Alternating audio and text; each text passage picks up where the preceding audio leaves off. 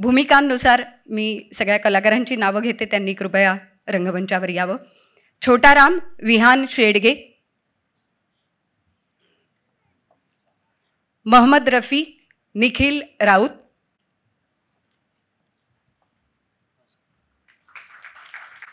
मंचावरच थांबायचे. श्रीधरजी यांची भूमिका ज्यांनी साकारली निखिल राजे शिर्के. अटलजींची भूमिका ज्यांनी साकारली ऋषिकेश जोशी.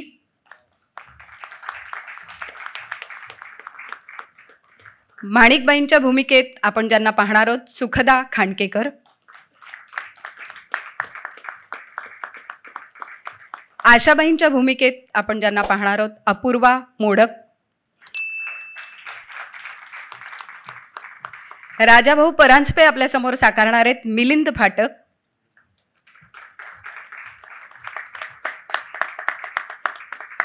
तरुण सुधीर फडके आदिश वैद्य. ललिताबाई फडके मृण्मयी देशपांडे. निर्माता लेखक दिग्दर्शक योगेश देशपांडे. निर्माते आणि प्रस्तुतकर्ते सौरभ गाडगीळ.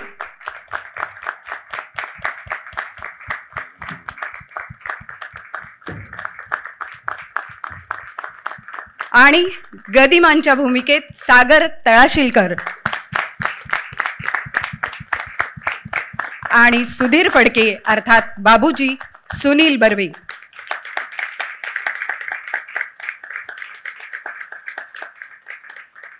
गदिमा आणि बाबूजींनी मध्यभागी उभं राहावं मला वाटतं.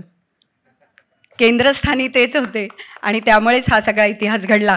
आणि आता या सगळ्यांचं कौतुक करण्यासाठी आजचे आपले प्रमुख पाहुणे माननीय राजसाहेब ठाकरे यांना मी विनंती करते की त्यांनी मंचावर यावं.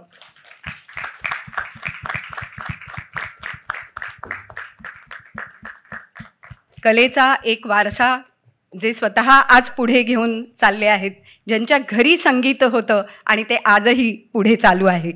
मी चित्रपटाचे प्रस्तुत करते सौरभ गाडगीळ यांना विनंती करते की त्यांनी पुष्पगुच्छ देऊन राजसाहेबांचं स्वागत करावं.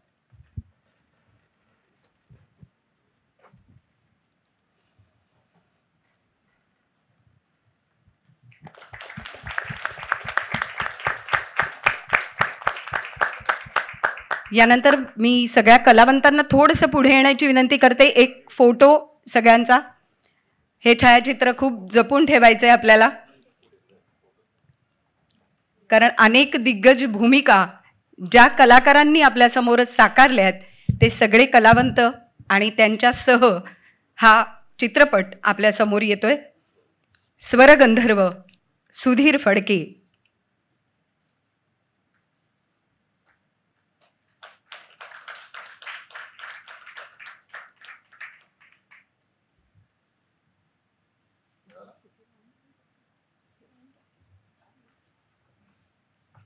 सर्व कलावंतांना विनंती करते की त्यांनी सभागृहात स्थानापन्न व्हावं आणि राजसाहेबांना विनंती की आपण इथेच थांबावं. आपल्याशी गप्पा तुमच्याशी सगळ्यांना बोलायचं आहे.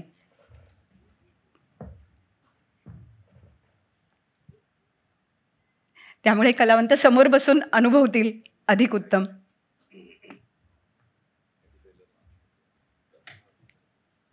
सगळ्या कलावंतांना विनंती की त्यांनी सभागृहात स्थानापन्न व्हावं आणि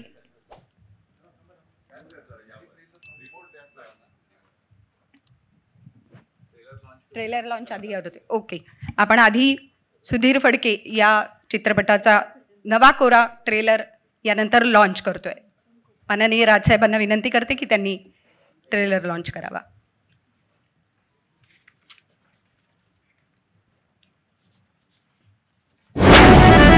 बाबूजी, तुमच्या संगीत प्रतिभेला आणि स्वरातील आर्ततेला सलाम.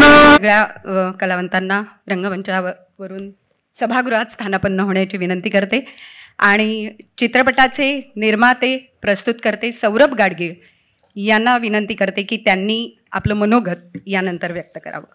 आणि राजसाहेबांना विनंती की त्यांनी मंचावर स्थानापन्न.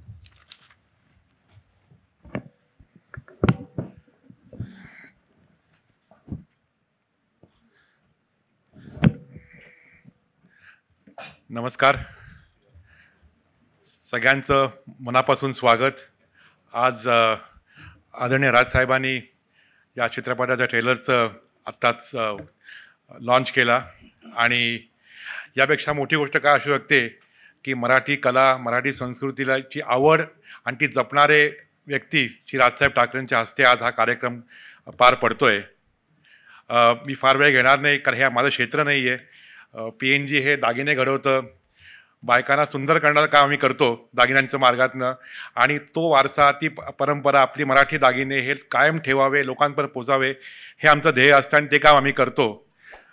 2 वर्षापूर्वी योगेश देशपांडे माझा मित्र आहे आणि त्याने आमच्या बऱ्याच जाहिराती केलेल्या आहेत. तो हा विषय घेऊन माझ्याकडे आला होता की असं आपण एक करू शकतो का. आणि तेव्हा मी घरी आईशी बोललो की असा विषय आहे, आपण याच्यात सिनेमा करावा का, कारण सिनेमा करणं हे आमचं क्षेत्र नाही, आम्ही कधी केलेलं नाही आहे. आणि तेव्हा आईने मला तत्कारपणे होकार दिला की आपण हा विषय करूयात. आणि मग दाजी अकांची आवड संगीताची, बाबूजींची आवडती गाणी, आमच्या घरी झालेल्या बैठकी ज्यामध्ये सावरकर सिनेमा ज्या बाबूजी करत होते त्यावेळेस झालेल्या बैठकी, त्या फंड रेझिंगच्या वेळेला गोष्टी, घरी बऱ्याच मीटिंग झाल्या होत्या. आणि असं एक मला वाटलं की आपली संस्कृती कुठे आपण जपायला पाहिजे आणि ते काम आपल्या हातातच आहे. कारण नवीन पिढीला मराठी संगीत, मराठी संस्कृती, मराठी कला ही कुठे अजून पोचायला पाहिजे, वाढायला पाहिजे. आणि आपण बघितलं तर बाबूजींचं संगीत हे महाराष्ट्राची सगळ्यात मोठी देण आहे जगाला. आणि असं म्हटलं जातं की हे संगीत अजरामर आहे, हे लोकांना कायम आवडणार आहे. आणि मला वाटतं की आता भारतीय संगीत, मराठी कला ही जगभर पसरते आणि ते अजून पसरायला पाहिजे आणि त्यावर वारसा जपणं महत्त्वाचं आहे. आणि ते काम PNGनी ध्येय ठेवून हा सिनेमा प्रोड्यूस केलेला आहे. योगेशनी या सिनेमाला त्रास कुठलाही दिला नाही, सगळं त्यांनी एकटेपणे बघितलं. आणि सगळ्यात मला वाटतं महत्त्वाची गोष्ट म्हणजे आहे की श्रीधर फडक्यांनी ह्याला दिलेली साथ, त्यांचे मार्ग, त्यांच्या प्रत्येक टप्प्याटप्प्याला त्यांचे असलेले बाबूजीबद्दलचे अनुभव आणि त्यामुळे सिनेमाची स्क्रीन प्ले, सिनेमाची स्टोरी इतकी अप्रतिम झालेली आहे. मी स्वतःच कौतुक करतो कारण मी सिनेमा बघितलेला आहे. आणि राजसाहेब, तुम्हाला सिनेमा 100% आवडेल कारण मराठी माणसाला सिनेमा बघितल्यावरती एक आदर वाटतो आणि अभिमान वाटतोय की हा आपला माणूस, आपलीच कला ही त्यांनी काय जपलेली आहे, काय पुढे वाढवलेली आहे, कलाकारांनी उत्कृष्ट काम केलेलं आहे. मी आता फार वेळ घेणार नाही. हा एक आमचा एक प्युअर एक अनुभव होता की नॉन कमर्शियलरित्या हा एक आमचा प्रयत्न होता आणि ह्याला आपल्याकडनं मला सपोर्ट कायम राहील. राजसाहेब, एवढी आपल्या विनंती राहील की हा सिनेमा लोकांपर्यंत पोचवायला आपण मदत करावी, थिएटर मिळवून द्यावीत. आणि मला खात्री आहे की सगळे श्रोते हा सिनेमा नक्की आवडेल. परत एकदा सगळ्यांचं मनापासून अभिनंदन आणि सगळ्यात खूप खूप शुभेच्छा. उद्या रामनवमी आहे, त्यानिमित्त शुभेच्छा. जय श्रीराम. धन्यवाद सौरभ. आणि मी यानंतर योगेश देशपांडे आणि सुनील बर्वे यांना विनंती करते की गप्पांची मैफिल. माझं मीच बोलतो.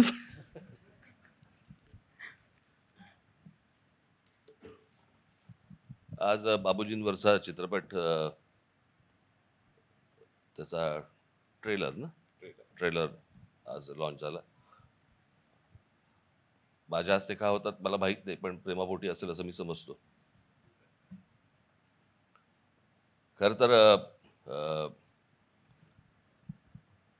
योगेश देशपांडे त्यादिवशी माझ्याकडे आले आणि मला तरी सांगितलं की अशा प्रकारचा बायोपिक आम्ही बाबूजींवरती करतोय. खूप कमी लोक आहेत अशी ज्याच्यावरती बायोपिक होऊ शकते. आता ही बायोपिक कशी झाली मला कल्पना नाही, पण गाडगीळ, मी आपल्याला एक गोष्ट सांगतो, यांची दागिना दिसेल तिकडे गाडगीळ पोचतात एवढं नक्की माहिती मला. त्याच्यामुळे उत्तम चित्रपट झाला असावा.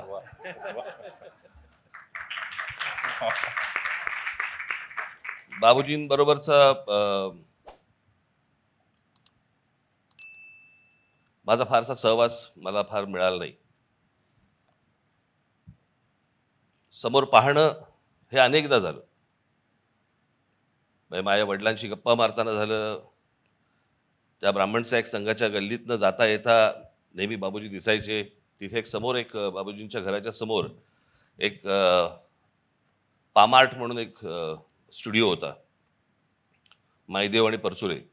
तर तिथे मला लहान असताना मला वडील घेऊन जायचे. तिथे अप्रतिम पेंटिंग करायचे. ते बरोबर त्याच्या समोर बाबूजी असायचे.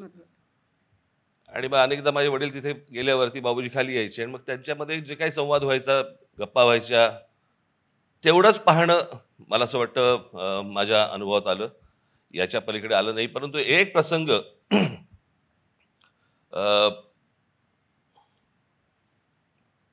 बाबूजींची गाणी काय होती, बाबूजी काय होते, किंवा एक अशा प्रकारचा एक प्रसंग मला अनुभवायला मिळाला. आणि तो म्हणजे दीदींची 75 होती आणि त्या 75 निमित्त अंधेरी स्पोर्ट्स कॉम्प्लेक्सला कार्यक्रम होता. आणि त्या कार्यक्रमाला बरेच जण होते. मी होतो, उद्धव होता, अर्थात दीदी होत्या. पण लालकृष्ण अडवाणीजी तिकडे त्या कार्यक्रमाला आले होते. आणि मग प्रत्येकाचे काहीतरी भाषणं बिषणं वगैरे सगळं चालू होतं. अचानक माझा हात कोणीतरी खेचला. पण मी असं बघितलं तर माझ्या एक जण सोडून अडवाणीजी उभे होते आणि मला म्हणाले, इकडे. मी जवळ गेलो. मला म्हणाले, दीदींना सांगशील का की ज्योती कलश छलके म्हणतील का त्या? वा. मला म्हणाले, तू इतर कोणाचं ऐकतील असं वाटत नाही. काय लोकांचे गैरसमज असतात मला माहिती नाही. मी म्हटलं, मी प्रयत्न करतो. पण मी दीदींपाशी गेलो. दीदीनं म्हटलं की असं असं आहे, अडवाणीजी म्हणतात की ज्योती कलश छलकेची 1-2 ओळी तुम्ही म्हणाल का? त्यांनी दीदींनी असं आळूच अडवाणीजींकडे बघितलं, माईक हातामध्ये घेतला आणि ते गाणं म्हणायला त्यांनी सुरुवात केली. 4 ओळी काय म्हटल्या असतील, एक मोकळा म्हटला असेल. म्हणायला सुरुवात झाली. मी असा उभा होतो. तोपर्यंत तो मधला माणूस बाजूला गेला होता. माझ्या बाजूला अडवाणीजी उभे होते. आणि आता काय दीदी गातात म्हटल्यानंतर आपण ती गोष्ट अनुभवतो. मला हुंदक्याचा आवाज ऐकू यायला लागला. मी असं बघितलं तर माझ्या बाजूला अडवाणीजी रडत होते. बरं, आता वयाचं अंतर इतकं की आपण असं विचारू शकत नाही का बरं रडताय. मी सोडून दिलं ते. कार्यक्रम संपला वगैरे वगैरे. वर्षभरानंतर मला पुन्हा एकदा अडवाणीजींबरोबर भेटण्याची संधी मिळाली. दिल्लीत होतो मी. आणि त्यावेळेला मला असं वाटतं, मी त्या 15-1 वर्षापूर्वीची गोष्ट असेल, 15 जास्तीच. त्यावेळेला फारसे छळायचे नाहीत. कुठे चाललात, कोणाला भेटताय, काय करताय. त्याला एक सहज आपलं कोणालाही भेटता यायचं.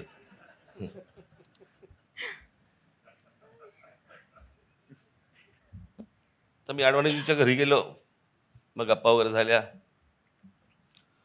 गप्पा झाल्यानंतर मी त्यांना विचारलं, म्हटलं, अडवाणीजी तुम्हाला आठवते का दीदींच्या 75 तुम्ही आला होतात? मला बोलले, हो आठवतं ना.